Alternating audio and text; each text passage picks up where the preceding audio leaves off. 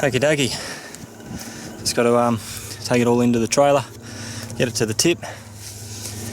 So if you notice in that video where it gets too thick for the hedge trimmer, I'll swap to the chainsaw. That's the purpose of this video, to show when it is that thick and you want to get that nice level finish as much as possible. This one sort of dips in the center there, where it's got to go through and up and then meet where we can take it off.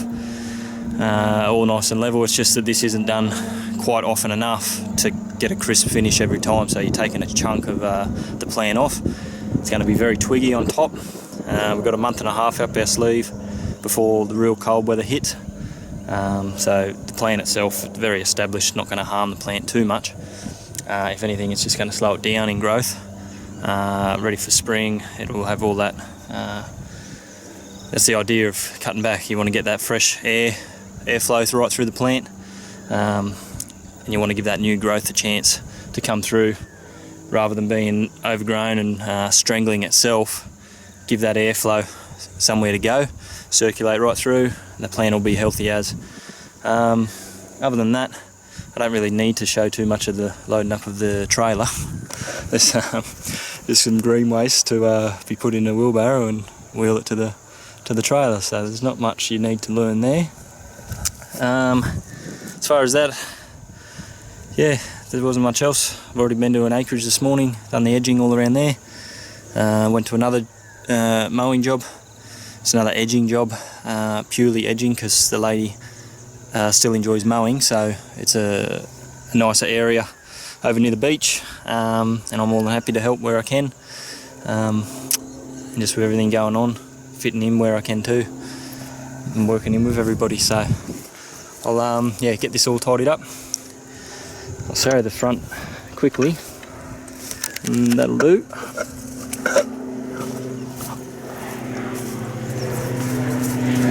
I've just got to come through.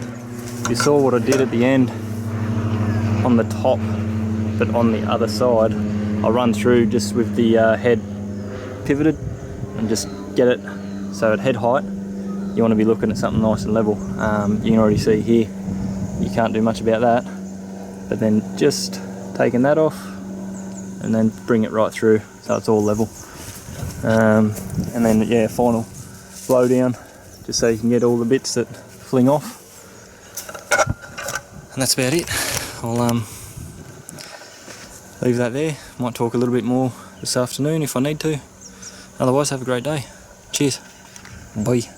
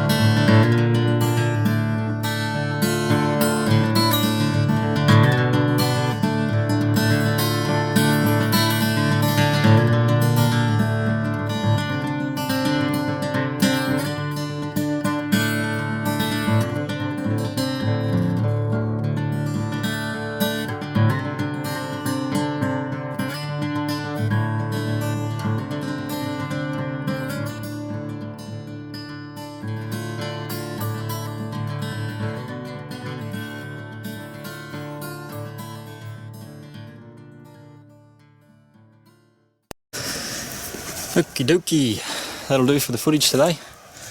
It's all come up a treat. Just double checking.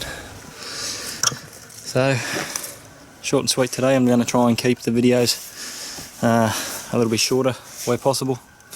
I know I like to talk once I get on the roll. So for today, main tool that we used was that hedge trimmer, and that's the case for 90% of the hedges that I do now, unless it's too thick for it and where I need to pull out that chainsaw. That'll handle that fine.